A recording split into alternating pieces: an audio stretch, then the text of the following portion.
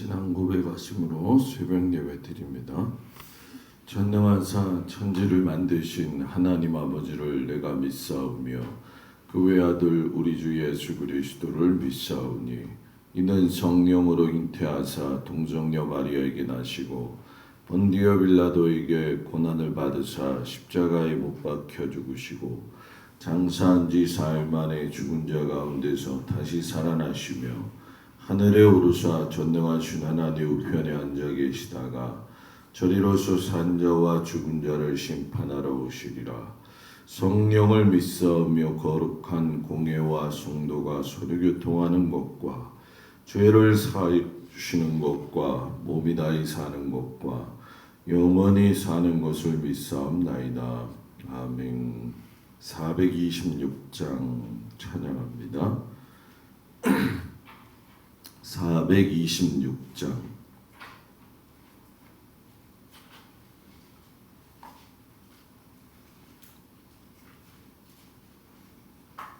이 죄인을 완전케 하시옵고 내 맘속에 영원히 거하소서.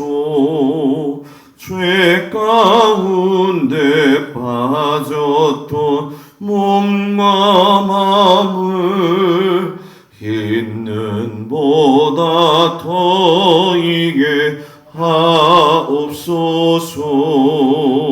눈보다 더욱 희어지게 고시소서. 정결케 하옵소서. 저 보좌에 앉으신 주 예수여, 이 몸 주께 드리니 받으소서. 내 마음과 지식도 드리오니 흰 눈보다 더 이게 하옵소서. 눈보다 더욱 희어지게 고시소서. 정결케 하옵소서. 그 작아신 발 아래 엎드려서 날 깨끗게 하시기 원합니다.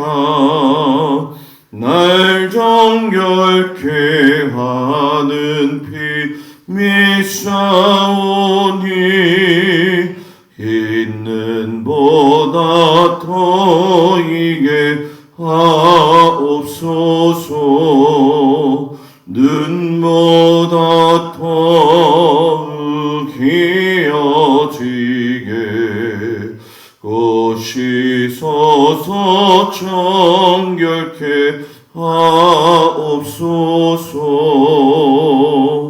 아멘. 오늘 말씀은 예레미야 17장에서 20장까지의 말씀입니다. 읽을 말씀은 예레미야 19장 말씀이 되겠습니다. 예레미야 19장 성경 구약 성경 1080쪽 말씀이 되었습니다. 예레미야 19장 말씀을 다 같이 봉독하겠습니다. 예레미야 19장 1절부터 15절까지. 여호와께서 이와 같이 말씀하시되 가서 토기장이의 옹기를 사고 백성의 어른들과 제사장의 어른 몇 사람과 하시드문 어기 곁에 있는 흰놈의 아들의 골짜기로 가서 거기에서 내가 내게 이른 말을 선포하여 말하기를 너희 유다 왕들과 예루살렘 주민아 여호와의 말씀을 들으라.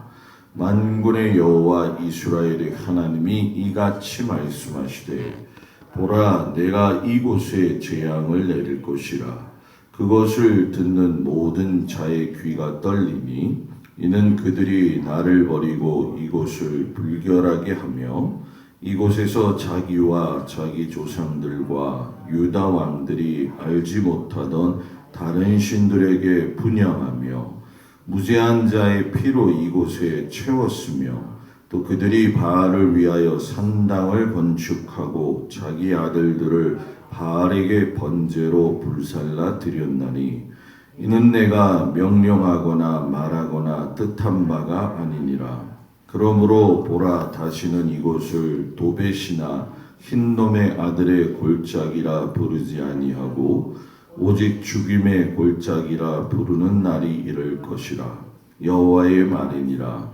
내가 이곳에서 유다와 예루살렘의 계획을 무너뜨려 그들로 그 대적 앞과 생명을 찾는 자의 손에 칼에 엎드려지게 하고 그 시체를 공중의 새와 땅의 짐승의 밥이 되게 하며 이 성읍으로 놀람과 조롱거리가 되게 하리니 그 모든 재앙으로 말미암아 지나는 자마다 놀라며 조롱할 것이며 그들이 그들의 원수와 그들의 생명을 찾는 자에게 둘러싸여 공경에 빠질 때에 내가 그들이 그들의 아들의 살, 딸의 살을 먹게 하고 또 각기 친구의 살을 먹게 하리라 하셨다 하고 너는 함께 가는 자의 목전에서 그 옹기를 깨뜨리고 그들에게 이르기를 만군의 여호와께서 이와 같이 말씀하시되 사람이 토기장이의 그릇을 한번 깨뜨리면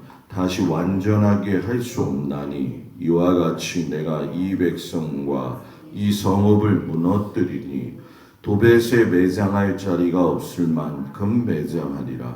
여호와의 말씀이니라. 내가 이곳과 그 가운데 주민에게 이같이 행하여 이 성읍으로 도벳 같게 할 것이라.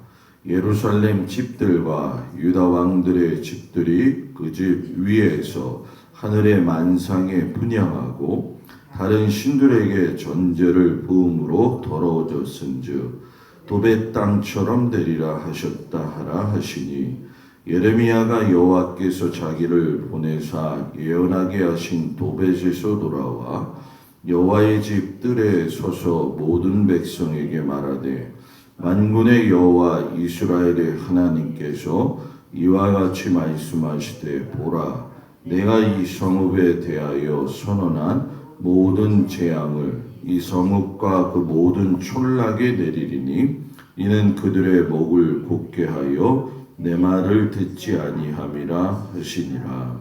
아멘. 오늘도 주님 앞에 온 성도들을 축복합니다. 예레미야를 보면서 우리가 눈물의 선지자라고 하는 그 마음을 오늘 말씀에서도 크게 읽을 수가 있죠. 실상 여러분 예레미야는 하나님이 전하라고 하셨기 때문에 전했지만은 많은 핍박을 받았어요. 오늘 말씀에도 20장에 보면은 성전 제사장이었던 바술에 의해서도 매를 맞고 힘든 어려움을 겪는데도 불구하고 아마 우리가 살면서 그런 어려움을 당하고 모진 소리를 듣고 매를 맞는다고 한다면 아마 많은 사람들이 자존심도 상하고 또 여러 가지 면에서 내가 왜 이 일을 꼭 내가 해야 되나 하는 생각을 가지게 되겠죠. 그러나 예레미야의 이 상황을 보게 되어지면 자기도 똑같은 그런 마음을 가지고 있다가도 하나님의 말씀을 전하게 되어지면 그 마음에 불이 붙는 것 같이 백성들을 사랑하고 나라를 걱정하는 그 모습을 발견하게 됩니다. 이런 모습들이 우리 모두에게도 있었으면 좋겠습니다. 하나님께서 남유다에게 다시 한번 죄를 지적하시죠. 왜 그러냐면은 남유다 사람들이 예레미야가 계속 지적을 하니까 야, 도대체 우리의 죄악이 무엇이길래 그러고 우리가 하나님 여호와께 범한 죄가 무엇이냐라고 하면서 따지듯이 이야기를 하게 돼요. 그러니 하나님은 남유다에게 다시 한번 지적을 하실 수밖에 없었던 거죠. 그래서 예레미야 17장 1절에 보면 유다의 죄는 금강석 끝 철필로 기록되되 그들의 마음판과 그들의 제단불의 세계조건을 다 너희들한테 이야기했다는 거죠.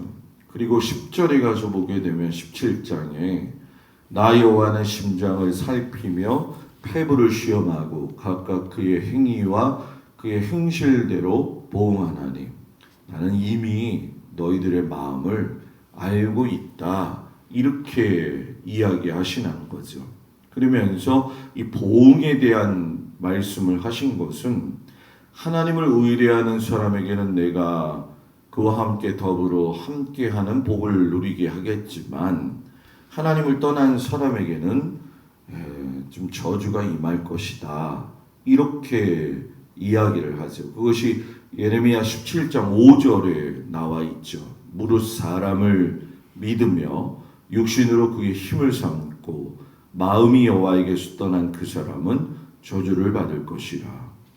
그러니까 여기서 이 저주의 내용을 보면 우리의 신앙생활이 어떤 방향으로 가야 되는지를 분명하게 말씀하시죠. 사람 믿지 말아라. 육신의 힘으로 살지 말아라. 마음이 하나님에게서 떠나지 말아라. 이 세 가지의 말씀을 한번 여러분들이 묵상하면서 오늘 하루를 보내시면 좋겠습니다. 7절에 8절에 가서 그러면서 반대로 이야기하죠. 무릇 여호와를 의지하고 여호와를 의뢰하는 사람은 복을 받을 것이라.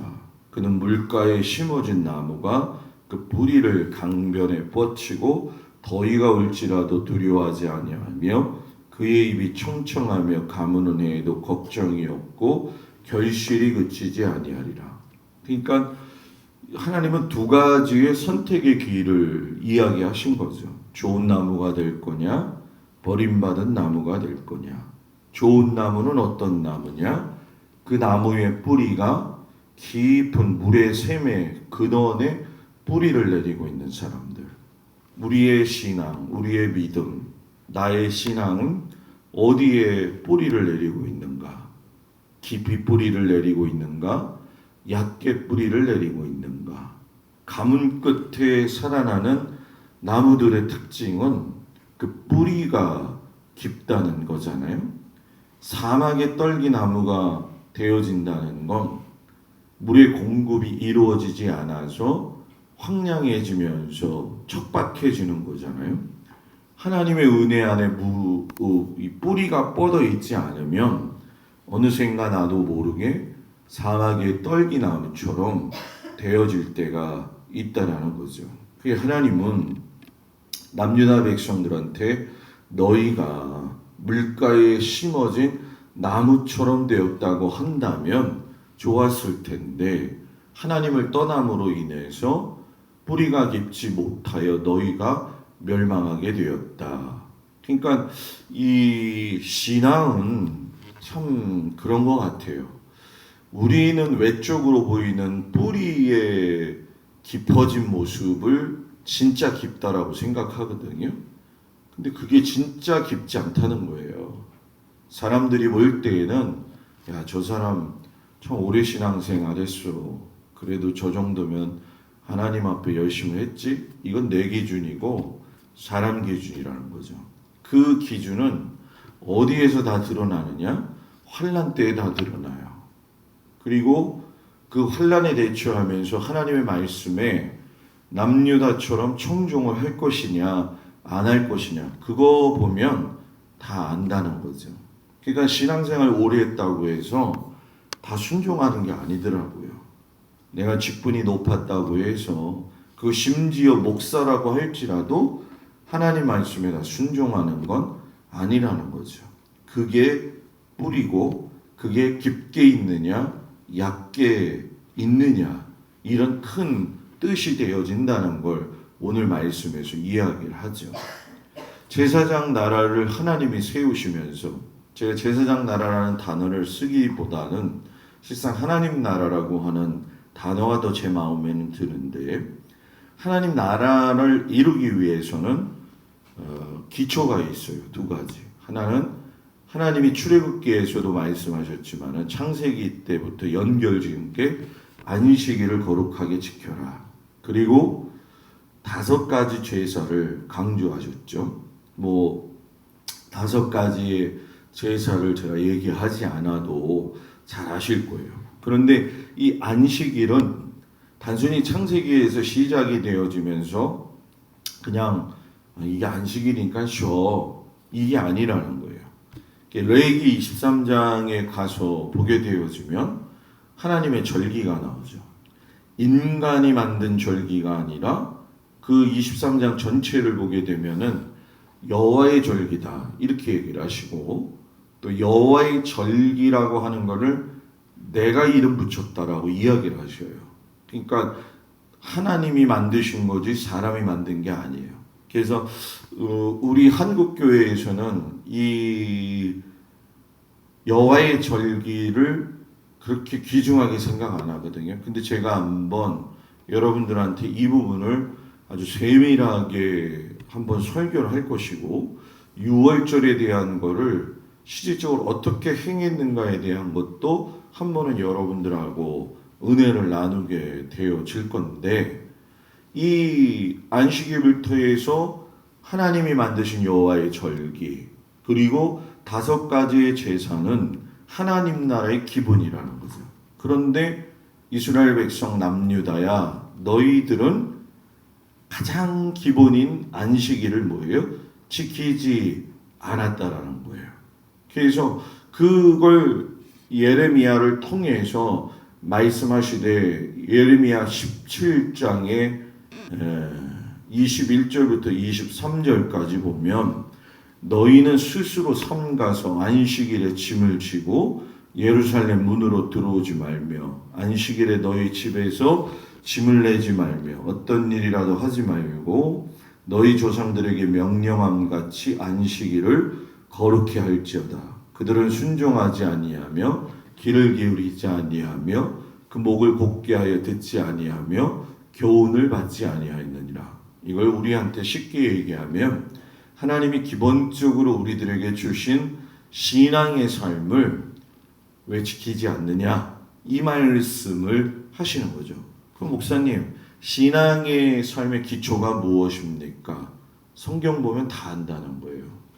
성경에 답이 다 나와 있기 때문에 목사들이 설교를 하지 않아도 성경을 보면 그 마음에 하나님이 감동을 주시기 때문에 그걸 보면 알게 돼 있다는 거죠.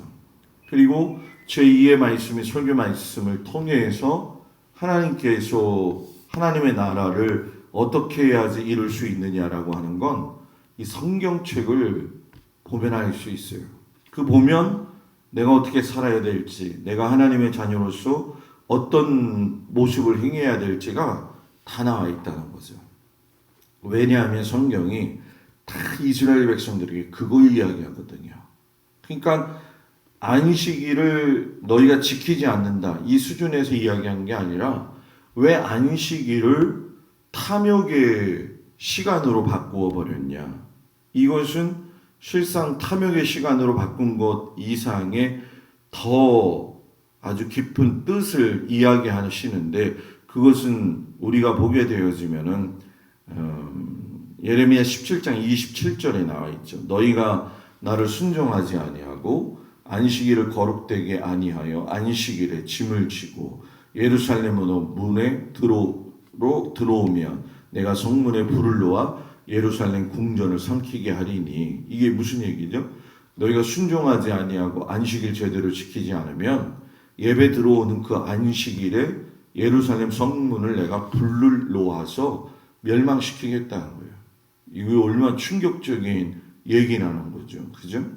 그런데 안식일을 너희가 잘 지켜. 왜? 잘 지켜서 하나님이 원하시는 삶을 살아봐. 그렇게 한다고 한다면 이사야서에서는 여러분 뭡니까? 너희는 물던 동산 같겠다 이렇게 말씀하셨거든요. 그러니 바벨론 포로에서 돌아온 이후에 느헤미야도 남유다 백성들한테 강조하는 게 뭐냐 하면 안식일에 짐을 지라는 거죠. 안식일에. 이게 유대인들한테는 안식일이 금요일 날 저녁부터 토요일 날 저녁까지가 되어지잖아요. 우리들한테는 이게 주일을 이야기하는 거예요. 그 주일을 그럼 왜 목사님 금요일의 안식일이 주일로 바뀌었습니까? 그거는 구약의 안식일 개념이 신약으로 넘어오면서 예수 그리스도가 죽고 부활하는 그 주일의 부활 아침을 기념하기 위해서 안식일의 개념이 바뀌었거든요. 그러니까 주일은 그 주님의 부활에 감사하고 동참하는 그런 날이거든요. 그러니까 그걸 강조하시면서 넌 잊지 말아라. 너는 어떤 사람이냐? 내 아들 예수 그리스도가 죽어서 피값으로 산 사람이다. 이걸 잊지 말라는 거죠. 이걸 하나를 잊지 않으면 뭐 신앙생활의 어떤 기준점이 분명하기 때문에 뭐 상황, 환경, 또 관계, 나의 믿음의 태도 다 잡히게 되어 있어요.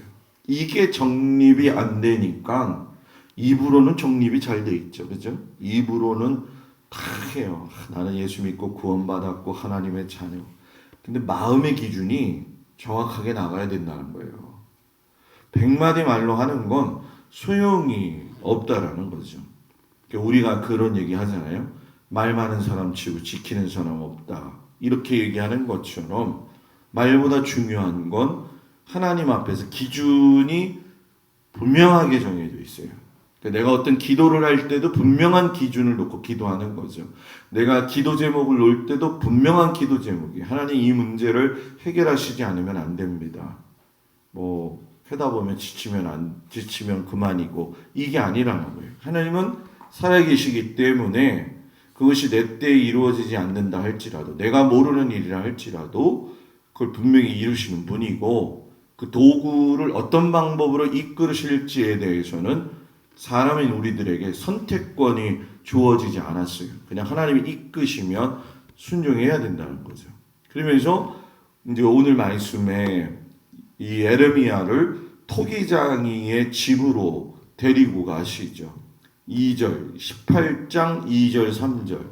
너는 일어나 토기장이의 집으로 내려가라. 내가 거기에서 내 말을 내게 들려주리라 하시기로 내가 토기장이의 집으로 내려가서 본즉 그가 농로로 일을 하는데 여러분 여기 보면서 하나님이 그러죠.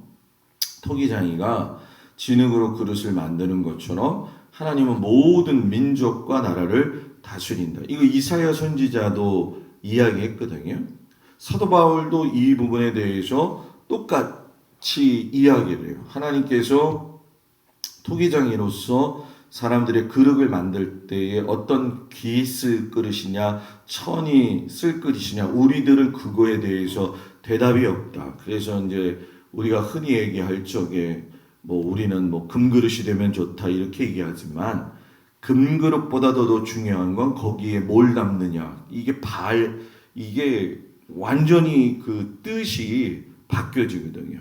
그러니까 구약에서는 귀하게 쓰임 받는 그릇 거기에도 초점을 갖는데 신약에 와서는 너희는 뭐 담을 거니 거기다가 우리는 뭘 담았나 한번 살펴봐야 돼요. 하나님의 나라에 갈 때까지 내 마음속에 있는 그 그릇에 뭘 담았느냐.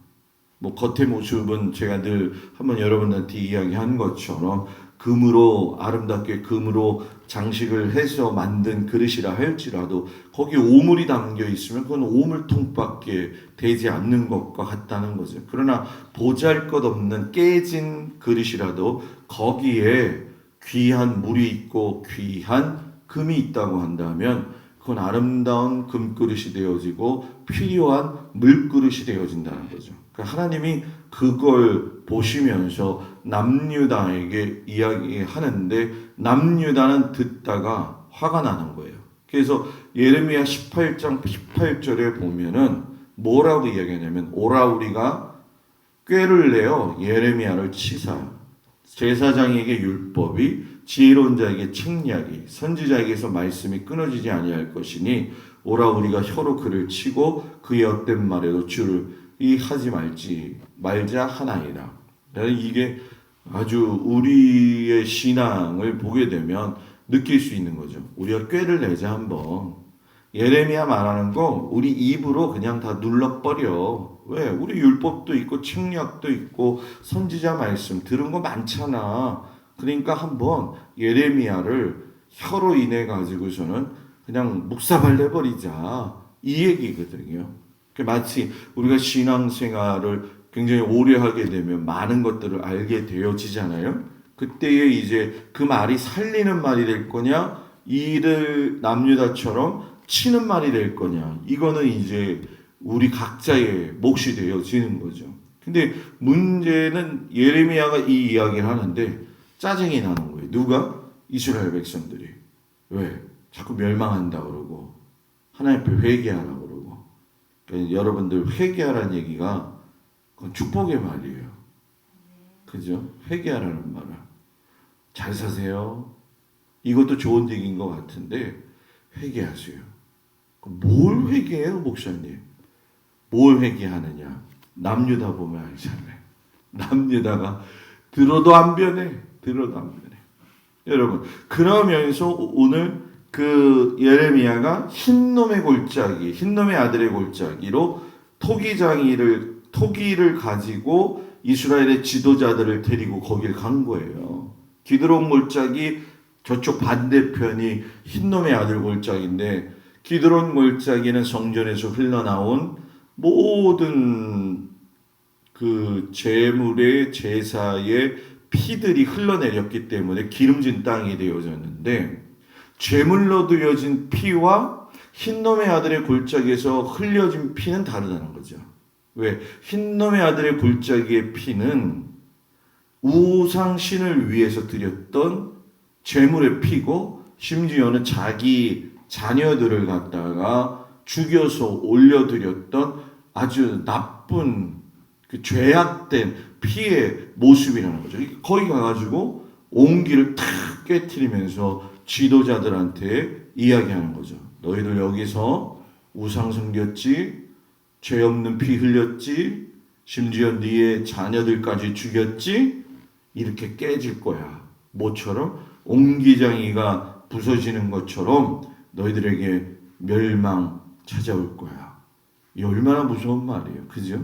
그때의 레위기 26장의 처벌이 그대로 나오는 거예요.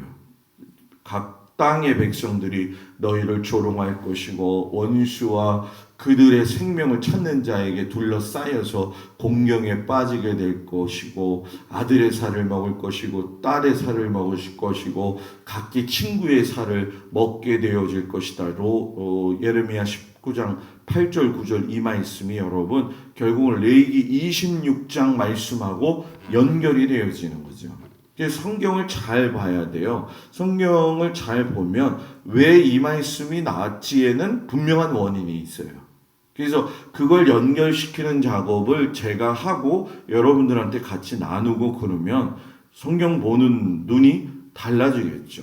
그러니까 이런 모습들을 보면서 하나님이 레위기 19장 2절에 보면은 내가 거룩하니 너희도 거룩하라 라고 이야기했는데, 너희는 거룩한 게 아니라 더럽고 냄새난다. 그러니 깨버릴 거야. 이러면서 깨버린 거죠.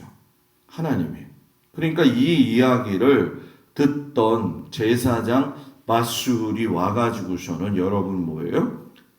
예레미야를 갖다가 때려요. 예레미야 20장 1절 2절 바술은 여호와의 성전의 총감독이라. 그가 예레미야의 이 일 예언함을 들은지라. 이에 바술이 선지자 예레미야를 때리고 여호와의 성전에 있는 베냐민 위층의 목에 씌우는 나무 고랑으로 채웠더니, 야, 너 그만 떠들어. 한 대 때리더니 고랑으로 채워가지고 꼼짝 못하게 했다는 거죠. 그러니까 이런 예레미야가 어려움을 당하게 되어지니까 실상 여러분 굉장히 예레미야 입장에서 힘들잖아요. 근데 예레미야의 이 모습을 하나님이 그냥 보신 게 아니라는 거예요.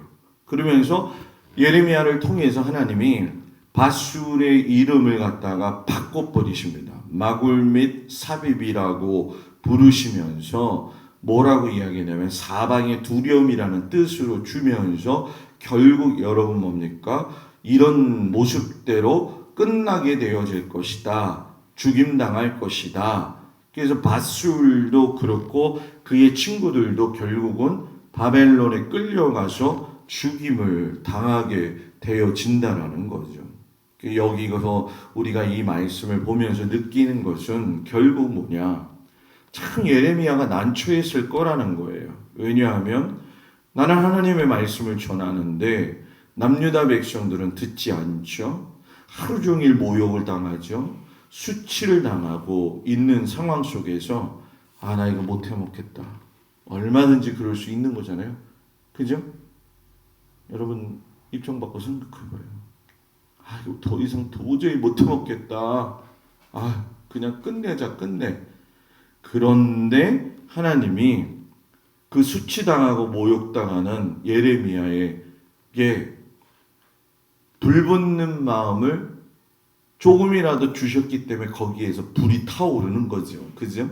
그러니까 그래도 나는 해야 돼. 나는 이걸 전해야 돼. 여러분들 한번 그런 생각 가진 적 있어요? 난 다른 거 다 때려쳐야 돼. 이제 도저히 못해. 하나님 이제 더 이상 기도 안 할래요? 하면서 그냥 끝낼 거냐? 아니면 그 마음속에서 예레미야처럼 하나님이 나의 마음과 생각을 감찰하시는 분이지. 그래, 내가 기도 안 하면 누가 기도하겠냐? 내가 이를 위해서 하나님 앞에 무릎 꿇지 않으면 누가 무릎 꿇겠느냐? 하면서 그 불붙는 마음을 주실 적에 여러분들이 집에 있다 보면 그럴 때 있잖아요. 이제 내가 좀 기도해야 되는데, 내가 하나님 앞에서 온전히 신앙생활 해야 되는데, 이건 사인이에요. 이건 돌아와 수준이 아니라 하나님 앞으로 너가 나오라는 거거든요. 이거를 이야기하죠. 누가? 성경의 예언자들이. 또 여러분의 담임 목사가 여러분들하고 다니면서 이건 놓고 기도하세요. 이건 해야 됩니다. 말씀드릴 때가 있거든요. 제가 그때는 해야 된다는 거예요. 무슨 일이 있어도. 그거는 하나님께서 시키시는 거기 때문에. 그런데도 힘들어요, 목사님. 그냥 갈게요. 아니라는 거예요. 그때는 사인이 갔을 때는 선택이 아니라 할래 안 할래가 아니라 순종해 이거예요. 그러니까 해야 돼요, 그냥. 그것이 오늘 예레미야가 이야기하는 아주 귀중한 말씀이다. 자기의 길을 끝까지 달려가면서 수고하고 헌신했던 그 예레미야의 마음을 가지고 여러분의 기도와 기도 제목을 하나님 앞에 아뢰어서 하나님의 도우심으로 살아나는 은혜가 있기를 주의 이름으로 축복을 드립니다.